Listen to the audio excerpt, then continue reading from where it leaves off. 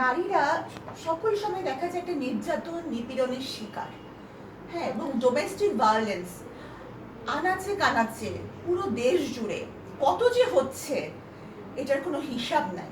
নারীরা মানে এই ডোমেস্টিক ভায়োলেন্স, সোশ্যাল ভায়োলেন্স সব জায়গায় সবসময় এটা কনফ্রন্ট করে আসছে।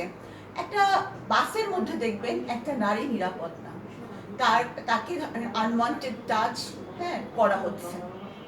তারপর হচ্ছে যে একটা ভিড়ের শপিং মলে তাকে যেভাবে একটা হেনস্থা করা হয়, ভিড়ের সুযোগে একটা মেয়ের গায়ে হাত দেওয়া হয়। মেয়েটা বেশিরভাগ সময় কি করে, লজ্জা পেয়ে চলে যায়, কোনো প্রতিবাদ করে না। কারণ প্রতিবাদ করলেই দেখা যাবে যে লোক হাসানো হবে, বিচার তো হবেই না, দেখা যাবে সে নিজেই হেনস্থা হবে। এই জন্য মেয়েরা এটা গোপন রাখে।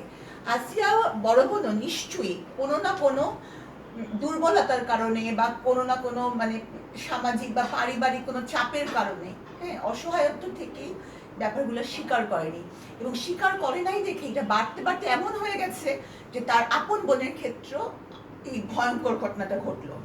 তো আমি মনে করি যে এই মেয়েদের উপরে এই সোশ্যাল ভায়োলেন্স কমাতে হবে যেভাবেই হোক। এবং